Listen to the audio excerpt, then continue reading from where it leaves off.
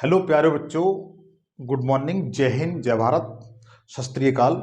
दोस्तों, आज ये क्वेश्चन दिया हुआ है कि भारत में हरित क्रांति हरित क्रांति का जनक किसे कहा जाता है। तो इसके बारे में आज मैं आपको पूरी डिटेल बताऊंगा। आप इस चैनल पर बने रहिए। मैं आपके अपने चैनल एम एजुकेशन सफर पर, और आशा करता हूं सभी लोग ठीक होंगे, अपने अध्ययन कार्य में लगे होंगे। दोस्तों, इस समय बहुत अच्छी अच्छी वैकेंसियों का नोटिफिकेशन आ चुका है। कुछ की फॉर्म ऑनलाइन हो चुके हैं, जैसे एसएससी जीडी है। उत्तर प्रदेश पुलिस का जनवरी में फॉर्म आ जाएगा, और इलाहाबाद हाई कोर्ट का 10 दिसंबर को एग्जाम शुरू हो गया है। आप इसी तरीके से कंटिन्यूस मेहनत करते रहिए। एक कहावत कहते हैं, अगर एक कहावत कहते हैं आपको मित्र, आपको ठोकरें गिरा नहीं सकती, आपको ठोकरें गिरा नहीं सकती, आपको ठोकरें गिरा नहीं सकती, मेहनत आपको हरा नहीं सकती, मेहनत आपको हरा नहीं सकती। अगर आपके अंदर जिद हो ना, अगर आपके अंदर जिद हो ना, तो हार भी आपको हरा नहीं सकती। फिर एक बात देखिए, ये कहावत बिल्कुल आप पर सच बैठती है। एक बार फिर देखिएगा कि आपको ठोकरें, आपके लाइफ में कितनी भी मुसीबत आए, कितनी भी परेशानी आए, यदि आपके इरादे और जिद पक्की है ना, तो कोई भी तूफान आपको हिला नहीं सकता है। कोई भी तूफान आपको हिला नहीं सकता है, आपको ठोकरें गिरा नहीं सकती, आपको मेहनत हरा नहीं सकती। अगर आपके अंदर जीतने की जिद हो ना, तो आपको हार भी हरा नहीं सकती। तो दोस्तों, इसी मुकाम को आगे बढ़ाते हुए चलते हैं। क्वेश्चन पूछा गया है कि आप ये बताइए कि भारत में हरित क्रांति का जनक किसे कहा जाता है। भारत में हरित क्रांति का जनक किसे कहा जाता है, ये 4 ऑप्शन दिए हुए हैं आपके सामने। तो देखिए मित्रों, मैं इस हरित क्रांति के बारे में आज पूर्ण तरीके से बताऊंगा कि हरित क्रांति है क्या है। पहले ये बताऊंगा क्रांति क्या होती है। हरित क्रांति,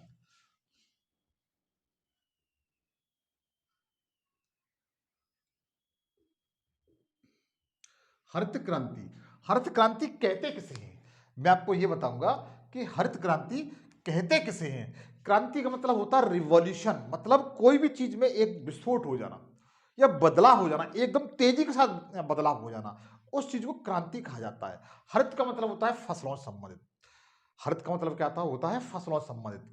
और दोस्तों, यहां से एक या दो क्वेश्चन बनता भी है, ऐसी बात नहीं है कि ये वीडियो आप देख रहे हैं, इसका मतलब इसका जो देखने का आपका जो परिश्रम है, श्रम है, वो बेकार जाए, ऐसा नहीं है मित्र। यदि इसको आप बखूबी देख लेते हो, नोट्स बना लेते हैं इस तरीके से, तो मैं जानता हूं इसमें मैं आपको ये क्वेश्चन जरूर एक दिया हुआ है, लेकिन इसमें जितनी भी रिवॉल्यूशन है ना, जितनी भी मतलब फसलों से संबंधित जितनी भी क्रांतियां हैं ना, वो सारी क्लियर करा दूंगा, आप चिंता न करें। बशर्ते ये है कि आप इस वीडियो को पूरा देखिए बगैर स्किप किए हुए, और एक बेहतरीन नोट्स बनाइए। तो देखिएगा, हरित क्रांति मतलब होता है फसलों में जो उत्पादन वृद्धि लगा हुई हो, एकदम तेजी के साथ वृद्धि हुई हो। इसके लिए क्या है मित्र, सबसे पहले हम देखते हैं कि भारत में हरित क्रांति से पहले हम थोड़ा सा इसके हिस्ट्री के बारे में जाएंगे, इतिहास के बारे में जाएंगे कि देखिएगा, विश्व में हरित क्रांति, विश्व में हरित क्रांति कहां से शुरू हुई, किसने शुरू की। एक व्यक्ति थे, नान बारलाग, नान वारलाग। ये विश्व स्तर पर बता रहा हूं मैं, विश्व स्तर पर बता रहा हूं। नॉन बारलाग थे, ये रहने वाले यूएसए के थे। कहां के रहने वाले थे, यूएसए के रहने वाले थे। और इन्होंने अपने शोध कार्य के लिए, शोध कार्य के लिए मैक्सिको देश चुना था, मैक्सिको देश चुना था। आप देखते हैं, जो उत्तरी अमेरिका है, उत्तरी अमेरिकी देश है, जिसमें ये मैक्सिको देश है, जिसकी राजधानी मैक्सिको सिटी है। और इसके दोनों तरफ अगर ज्योग्राफी में जाएंगे, तो एक तरफ अटलांटिक महासागर है, एक तरफ प्रशांत महासागर है। आप वर्ल्ड का मैप जाकर के देख लीजिए। तो नॉन बॉरलाग थे, जो यूएसए के मूल निवासी थे। इन्होंने शोध कार्य के लिए मैक्सिको देश को चुना, और वहां पर इन्होंने जो शोध कार्य किया, वो गेहूं के उत्पादन पर किया।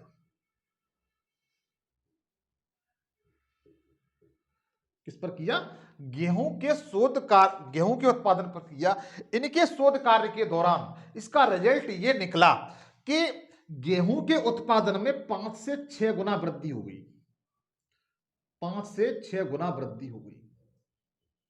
उन्होंने जिस प्रकार के बीज का किस बीज, जो गेहूं की जो किस्म थी, बीज था, उसका इस तरीके से जेनेटिक्स किया कि उसके उत्पादन में जो वर्तमान उस समय उत्पादन था उससे 5 से 6 गुना वृद्धि हो गई। इसी कारण यह क्वेश्चन पूछा जाता है मित्र, याद रखिए कि विश्व लेवल पर हरित क्रांति का जनक किसे कहा जाता है।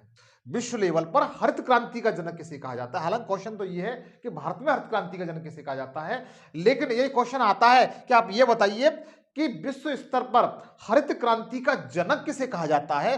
तो आप बता सकते हैं बहुत आराम से कि नॉन वॉरलॉग को विश्व हरित क्रांति का, विश्व हरित क्रांति का जनक कहा जाता है। कहा जाता है, क्या कहा जाता है? विश्व हरित क्रांति का जनक कहा जाता है।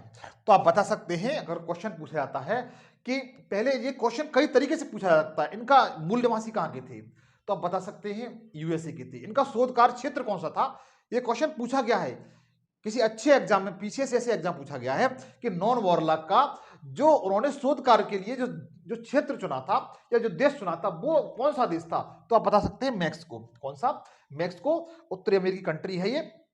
एक ईस्ट साइड में इसके अटलांटिक महासागर है, वेस्ट साइड में इसके प्रशांत महासागर है, पैसिफिक सी है इनके। और इनके जो गेहूं के, इन्होंने गेहूं के ऊपर शोध किया था और गेहूं के ऊपर शोध करने के कारण मतलब ये हुआ कि जो गेहूं का उत्पादन था उस समय उसमें 5 से 6 गुना वृद्धि हो गई। इसी कारण नॉन वॉरलॉग को अगर देखा जाए तो विश्व में हरित क्रांति का जनक कहा जाता है। क्या कहा जाता है? हरित क्रांति का जनक कहा जाता है। यदि क्वेश्चन आता है तो आप बड़े आराम से कर ले जाएंगे। उसके बाद क्या हुआ? उसके बाद घटना यह घटती है कि 1963 में, अच्छा एक मिनट और, इन्होंने जो गेहूं की किस्म की जो न्यू वैरायटी की खोज की उसका नाम वॉरलॉग रखा। क्या रखा? वॉरलॉग रखा। इस पॉइंट को आप और नोट कर लीजिए। इसके बाद देखेंगे, अब देख हम लोग आते हैं भारत की तरफ। 1963 में क्या घटना घटती है कि उस समय भारत के जो प्रधानमंत्री थे वो लाल बहादुर शास्त्री थे। कौन थे? लाल बहादुर शास्त्री थी। भारत में कंडीशन क्या थी कि 1947 में मित्र अपना देश स्वतंत्र हुआ था। स्वतंत्रता के कारण, स्वतंत्रता के समय हमारे देश में जितनी पॉपुलेशन थी उसके लिए, भरण पोषण के लिए उतना हम उत्पादन नहीं कर पाते थे। कंडीशन क्या थी कि हमारे देश में टेक्नोलॉजी नाम की कोई चीज ही नहीं थी।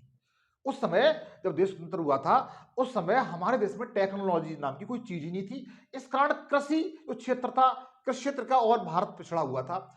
हमारे देश में जो कृषि की जाती थी वो मोस्टली देखा जाए बैलों के माध्यम से और लकड़ी या लोहे के हल के माध्यम से की जाती थी।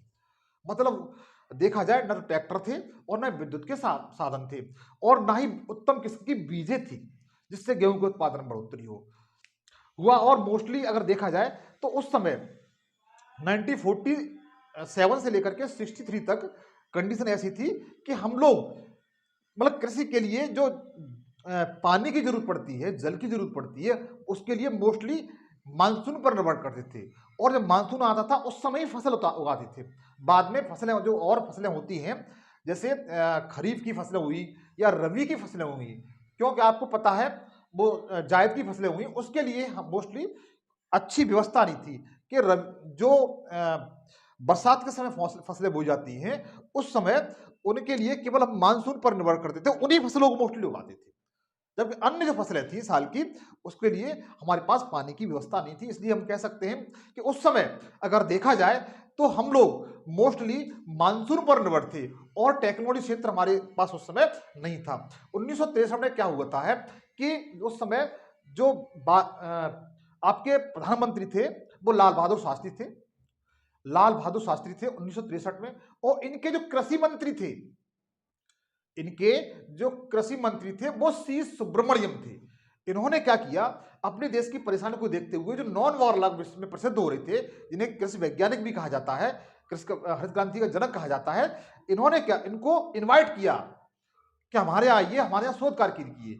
तो इन्होंने ये देखा कि भारत की जलवायु में जो वॉरलॉग प्रजाति की किस्म है गेहूं की उसमें वृद्धि हो सकती है कि नहीं हो सकती है, क्योंकि भारत एक ऐसा देश है, वर्ल्ड का एक ऐसा देश है जिसमें हर विश्व की हर प्रकार की जलवायु पाई जाती है। अगर आपसे कोई अच्छा एग्जाम देते हैं तो क्वेश्चन पूछा भी जाता है मेंस में लिखने के लिए कि आप ये बताइए कि भारत एक ऐसा देश है विश्व का जिसमें विश्व की सभी प्रकार की जलवायु पाई जाती है।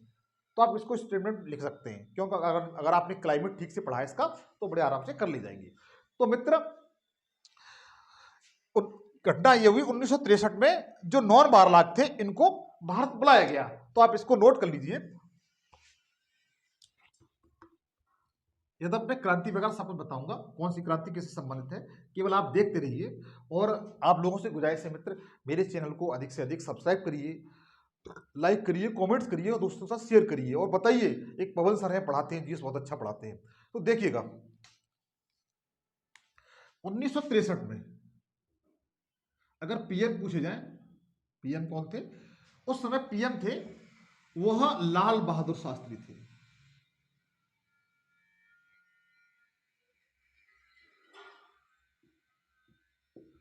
और इनके जो कृषि मंत्री थे, एग्रीकल्चर मिनिस्टर थे, कृषि मंत्री थे,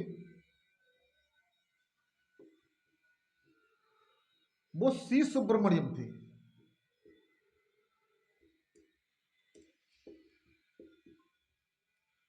सी सुब्रमण्यम थे।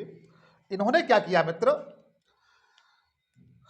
1963 में जो नॉन बारलाग थे इनको आमंत्रित किया भारत के लिए। और भारत में एक व्यक्ति और थे जिनका नाम एम एस स्वामीनाथन था। क्या था? M S Swaminathan.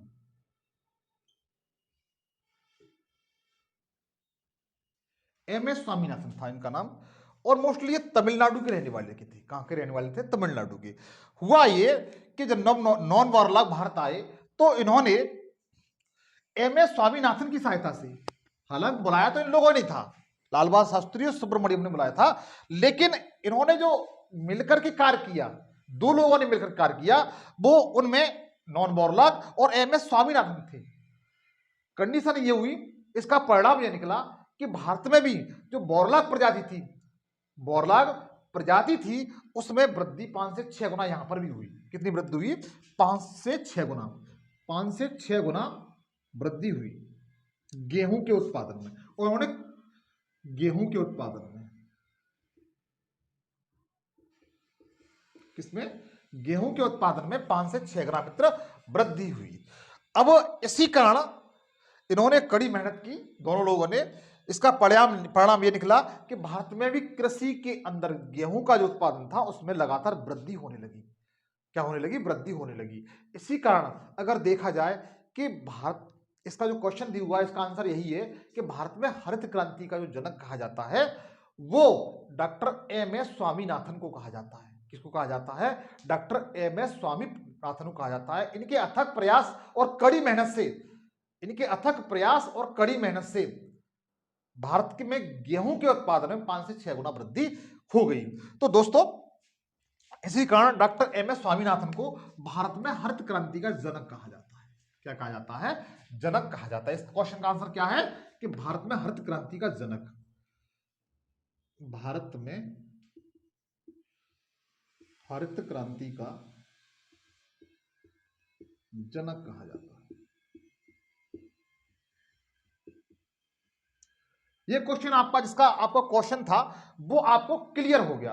अब मैं आपको ये बताऊंगा जो भारत में फसलें हैं उनसे कौन कौन सी क्रांतियां हैं। यहां से क्वेश्चन बनता है मित्र, भारत में जो भी फसलें हैं उनसे कौन कौन सी क्रांतियां संबंधित हैं, रिवॉल्यूशन संबंधित है, और वहां से कैसे क्वेश्चन आते हैं, उन सब के बारे में बताऊंगा। आप बने रहिएगा, इसको आप नोट कर लीजिए।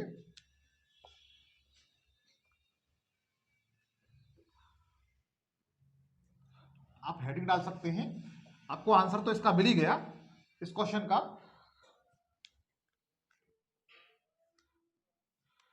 आपको आंसर तो मिल ही गया। इधर आप भी छठ डाल लें, क्रांति और फसलें, क्रांति और फसलें। सबसे पहली क्रांति हम लिखते हैं हरित क्रांति। हरित क्रांति, हरित क्रांति का संबंध मित्र खाद्यान्न उत्पादन फसलों से, किससे है? खाद्यान्न उत्पादन फसलों से।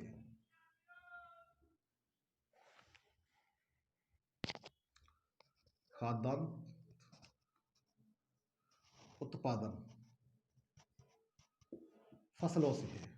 अगर पूछा जाए कि हरित क्रांति का संबंध किससे है तो आप बता सकते हैं खाद्यान्न उत्पादन फसलों से है। और उसके बाद पूछा जाता है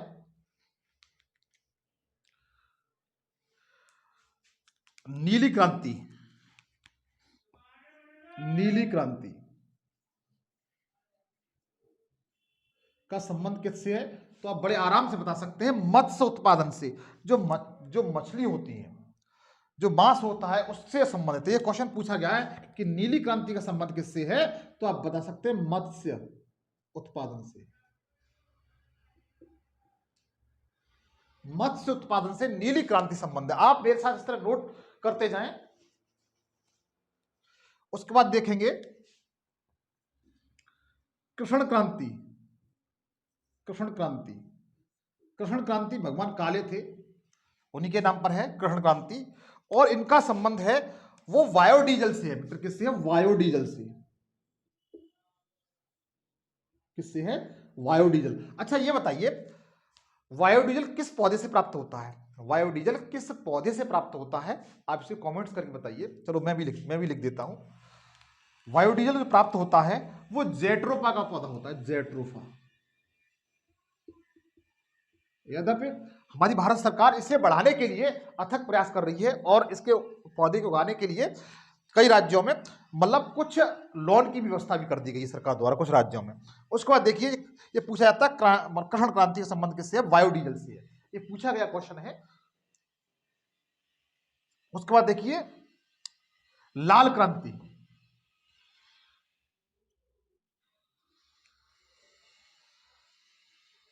लाल क्रांति इसका संबंध है मित्र टमाटर से। टमाटर और मांस दोनों से। लाल क्रांति का मतलब किससे है? टमाटर से है। और देखिए ये नीली क्रांति मछली के उत्पादन, जो मत्स्य होता है, मछली होती है, उससे रिलेटिव है। लेकिन लाल क्रांति में आपके गाय, भैंस, बकरी या बकरा, मुर्गा, कोकोनट, कोको, ये सब चीजों को इससे ये क्रांति है वो इनसे संबंधित है लाल क्रांति। तो और इससे और किससे संबंधित है? टमाटर से संबंधित है। लाल क्रांति का संबंध किससे है? टमाटर से भी है और मांस से भी है। मछली को छोड़कर जो भी मांस होता है, जिसे लोग मांस के रूप में यूज करते हैं, मांसाहारी होते हैं और खाते हैं, तो उसका संबंध भी आपका लाल क्रांति से है। उसके बाद देखिए गुलाबी क्रांति। गुलाबी क्रांति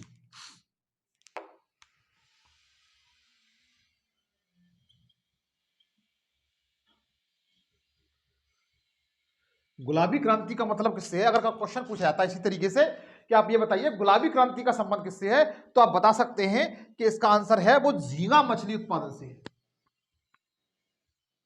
झींगा मछली उत्पादन से है। झींगा मछली उत्पादन से है। गुलाबी क्रांति का संबंध किससे मित्र? झींगा मछली उत्पादन से। आप इसे नोट कर लीजिए, इसे स्क्रीनशॉट ले लीजिए। उसके बाद देखिए नेक्स्ट है, उसके बाद जो इंपोर्टेंट है, पूछा गया क्वेश्चन कि बादामी क्रांति किससे संबंधित है? बादामी क्रांति किससे संबंधित है?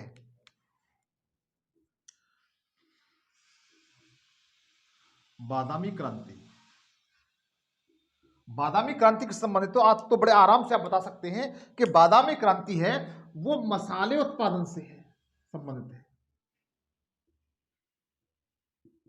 किससे? मसाले उत्पादन से संबंधित है। आपको यह बताना है मित्र कि मसाले उत्पादन में भारत का कौन सा राज्य अग्रणी है, जब पहला स्थान रखता है। आपको यह बताना है कि भारत का कौन सा राज्य मसाले उत्पादन में पहले स्थान पर है। चलो ऑप्शन मैं देता हूं। सबसे पहले तमिलनाडु, आंध्र प्रदेश, केरला और महाराष्ट्र। ये चार ऑप्शन है। चारों ऑप्शन में आपको बताना है कि मसाले उत्पादन में कौन सा राज्य पहले स्थान पर है। इसके बाद आपको एक क्वेश्चन और बताना है, यही चार ऑप्शन रहेंगे कि छोटी इलायची होती है, इसके उत्पादन में कौन सा राज्य अग्रणी है। और इसके बाद एक क्वेश्चन वही है, एक और है कि लौंग के उत्पादन में, लौंग आपने देखी होगी, ये दवा में प्रयोग होती है, मसाला में प्रयोग होती है, कि लौंग के उत्पादन में कौन सा राज्य अग्रणी है पहले स्थान पे। 3 क्वेश्चन के आप आंसर मुझे कमेंट्स बॉक्स में जरूर भेजिए, मैं आपके कमेंट्स का मतलब आंसर का वेट करूंगा, उसका रिप्लाई भी दूंगा। तो जो बादामी क्रांति है वो मसाला उत्पादन से संबंधित है। अगर क्वेश्चन पूछा जाता है इसी तरीके से बादामी क्रांति का संबंध किससे है, तो आप बता सकते हैं मसाले उत्पादन से बादामी क्रांति संबंधित है। उसके बाद देखिए सुनहरी क्रांति। सुनहरी क्रांति,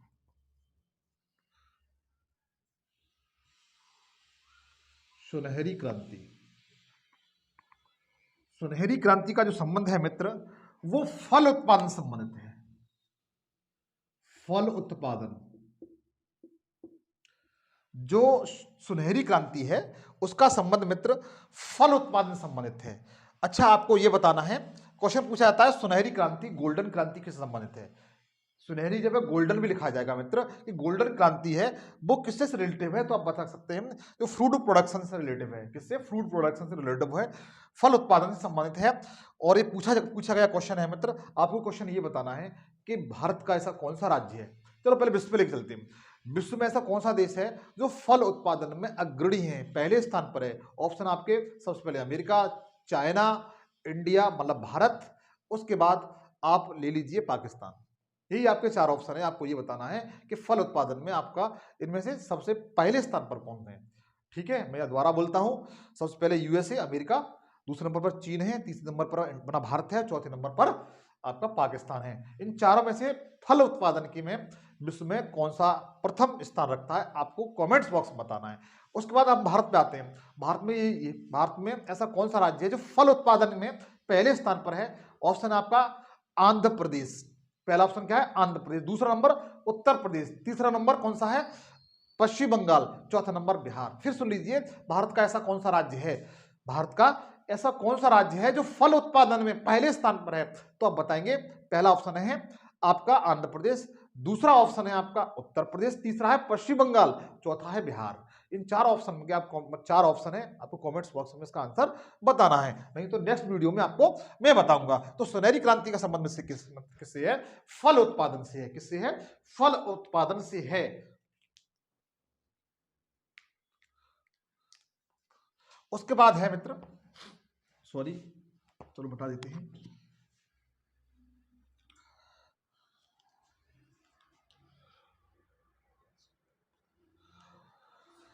उसके बाद मित्र अमृत क्रांति। अमृत क्रांति, अमृत क्रांति का जो संबंध है मित्र आप बढ़ता ले जाएंगे अगर जानते हैं, बताइए। अमृत क्रांति का जो संबंध है मित्र वो नदी जोड़ो परियोजना से है।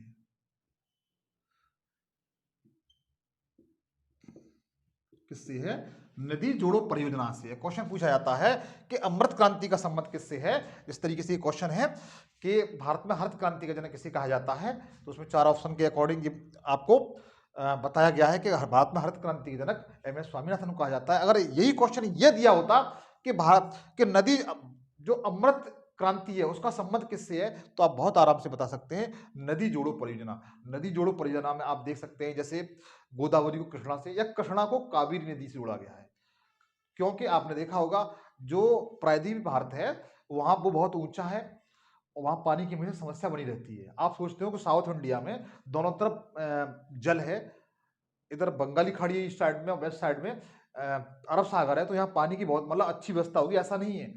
क्योंकि जो प्रायद्वीप भारत है वो बहुत ऊंचा है, उत्तर भारत नीचा है और जबकि प्रायद्वीप भारत ऊंचा है और वहां पानी की हमेशा समस्या बनी रहती है। इसी कारण मतलब कृष्णा नदी में से कावेरी नदी को इस तरीके से जोड़ा गया है, केन बेतवा को जोड़ा गया है, तवा और एक नदी और है उसको जोड़ा गया है, कोयला नदी को जोड़ा गया है। ऐसी परियोजना चलाई जाती है जैसे नदी अपने उत्तर भारत में भी कई योजना जैसे नदियां हैं जिन्हें जोड़ा गया है। तो ये किसके संबंधित है, अमृत क्रांति के तहत आती है। अमृत क्रांति संबंध किससे है, नदी जोड़ो परियोजना से है। उसके बाद देखिएगा, उसके बाद घूसर क्रांति है। घूसर क्रांति है और घूसर क्रांति का जो संबंध है वो सीमेंट उत्पादन से है। सीमेंट उत्पादन से है, सीमेंट उत्पादन को बढ़ावा देने से है। जो घूसर क्रांति है, घूसर क्रांति है, इसे सिलेटी क्रांति भी कहते हैं। क्या कहते हैं? सिलेटी क्रांति। अगर पूछा जाता है सिलेटी क्रांति, सिलेटी या घूसर क्रांति का संबंध किससे है? तो सीमेंट उत्पादन से है। किससे? सीमेंट उत्पादन से। आपको यह बताना है, आपको यह बताना है कि इंडिया में सबसे ज्यादा सीमेंट उत्पादन करने वाला राज्य कौन सा है? सीमेंट उत्पादन करने वाला राज्य कौन सा है? एक स्थान मैं आपको दूंगा जिसे चुरू कहते हैं। क्या कहते हैं? चुरू। चुरू भारत में सीमेंट उत्पादन के लिए जाना जाता है। मैं ये नहीं कह रहा हूं पहले स्थान पर है, आपसे ये कह रहा हूं चुरू है वो सीमेंट उत्पादन के लिए जाना जाता है। आपको ये बताएं चुरू स्थान भारत के किस राज्य में है? तो चुरू है जो सीमेंट उत्पादन के लिए जाना जाता है। आपको ये बताना है कि चुरू भारत के किस राज्य में स्थित है। उसके बाद देखिएगा, उसके बाद देखिए मित्र, गोल क्रांति। गोल क्रांति इंपोर्टेंट है मित्र। ये गोल क्रांति, गोल क्रांति का संबंध किससे है? तो गोल क्रांति इसका जो संबंध है मित्र, वो आलू उत्पादन से संबंधित है। आलू उत्पादन से, आलू उत्पादन से संबंधित है। अच्छा ये बताइए, आलू उत्पादन में विश्व में कौन सा देश पहले स्थान पर है? चीन है। कौन सा है?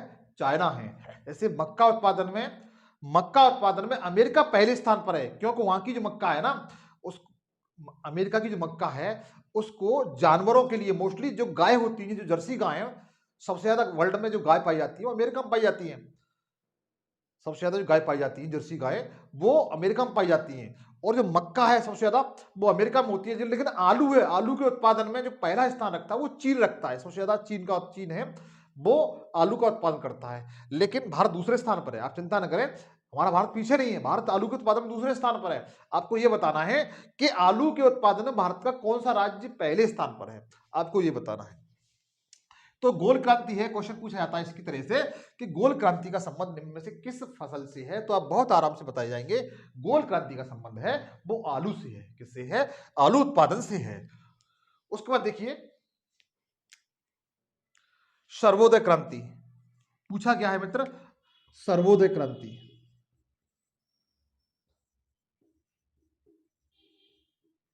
सर्वोदय क्रांति का मित्र जो संबंध है, सर्वोदय क्रांति का जो संबंध है मित्र, वो जितने भी इलेक्ट्रॉनिक सामान होते हैं, कौन से? जो इलेक्ट्रॉनिक सामान होते हैं, इलेक्ट्रॉनिक उत्पाद को बढ़ावा देना। जितने भी इलेक्ट्रॉनिक प्रोडक्शन है, जिसमें ट्यूबलाइट से लेकर के फोन तक, अब जो भी इलेक्ट्रॉनिक देखते हैं उन सबका संबंध सर्वोदय क्रांति से है। किससे मित्र? सर्वोदय क्रांति से है। सर्वोदय क्रांति का संबंध इलेक्ट्रॉनिक उत्पाद से है। मतलब इलेक्ट्रॉनिक उत्पाद से को बढ़ावा देना।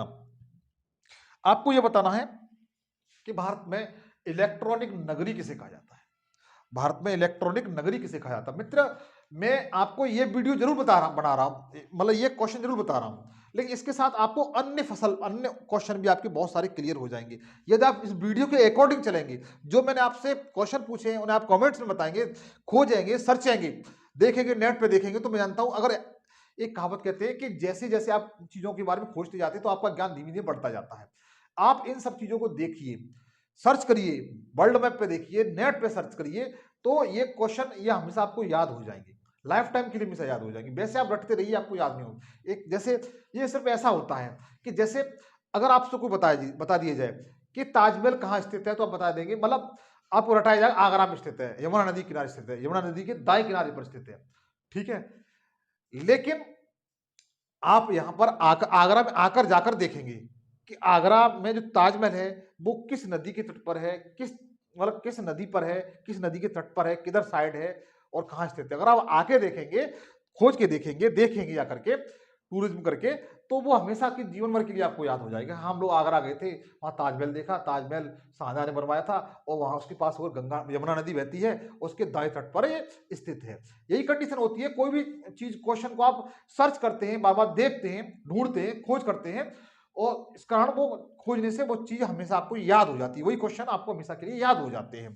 तो जो सर्वोदय क्रांति है उसका संबंध इलेक्ट्रॉनिक उत्पाद से है, बढ़ावा देने से है। और आपको यह बताना है इलेक्ट्रिक नगरी किसे कहा जाता है।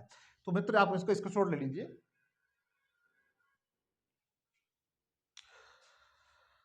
उसके बाद देखिए गंगा क्रांति। गंगा क्रांति, इस क्वेश्चन को लेकर के आप बहुत कंफ्यूजन होंगे। बहुत से लोग ये कहेंगे गंगा की सफाई से संबंधित है गंगा क्रांति। बहुत से लोग ये कहेंगे कि गंगा क्रांति इंपोर्टेंट है मित्र, आप इस पे स्टार लगा लीजिए। गंगा क्रांति का संबंध किससे है?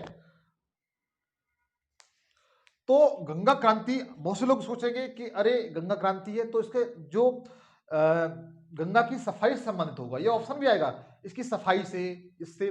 तो आपको इसका जो सही आंसर मिलेगा वो आपको मिलेगा भ्रष्टाचार रोकने से। भ्रष्टाचार रोकने से जो गंगा क्रांति का संबंध है मित्र, वो भ्रष्टाचार रोकने से है। किसी भी डिपार्टमेंट, जैसे शासनिक हो या प्रशासनिक, उसमें जो भी करप्शन हो रहा है, जो भी भ्रष्टाचार हो रहा है, उसे रोकने के लिए गंगा रिवॉल्यूशन की शुरुआत की गई थी। इसका संबंध सफाई से नहीं है, गंगा की सफाई से नहीं है, हाँ सफाई से है, भ्रष्टाचार की सफाई से है। तो गंगा क्रांति का संबंध किससे है मित्र? भ्रष्टाचार रोकने से है। दोस्त आप कोई भी एग्जाम दे रहे हो, मैं वादा करता हूं यदि वीडियो का नोट्स बना लेते हैं, देख लेते हैं एक दो बार, तो यहां से क्वेश्चन आने, अगर आता है इस वीडियो मतलब आता है इस टॉपिक से, तो इस वीडियो से जरूर आएगा। इसलिए आपको इसका बेहतरीन नोट्स और एक दो बार आपको वीडियो देखनी है। और प्लीज मेरे चैनल को प्लीज दोस्त सब्सक्राइब कर लीजिए। सब्सक्राइब करने आपका कुछ नहीं जानता है। तो गंगा क्रांति का संबंध किससे है? भ्रष्टाचार रोकने से है। किससे है? भ्रष्टाचार रोकने से है।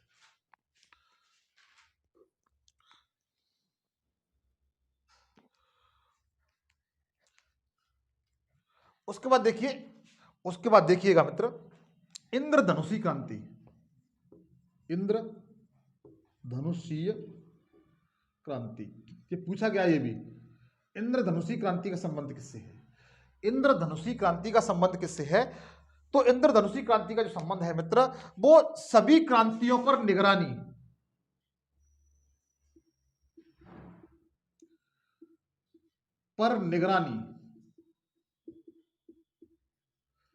जितनी भी क्रांतियां हैं उस पर निगरानी रखने के लिए इंद्रधनुषी क्रांति की शुरुआत की गई थी। जितनी भी क्रांतियां भारत में चल रही हैं उनसे जो फसलों से संबंधित है उन पर निगरानी रखने के लिए कि ये इनके मतलब इनसे उत्पादन बढ़ रहा है कि नहीं बढ़ रहा है, इसका रिजल्ट क्या पॉजिटिव निकल रहा है कि नेगेटिव निकल रहा है, तो इन सब पर निगरानी रखने के लिए इंद्रधनुषी क्रांति की शुरुआत की गई थी। तो दोस्तों मैंने आपको जो भी क्रांतियां बताई हैं, यहां से कोई क्वेश्चन आता है तो आप बहुत आराम से कर ले जाएंगे। आज के लिए इतना ही। नेक्स्ट वीडियो में नए टॉपिक के साथ आपको नए क्वेश्चन के साथ मिलूंगा। जय हिंद, जय भारत।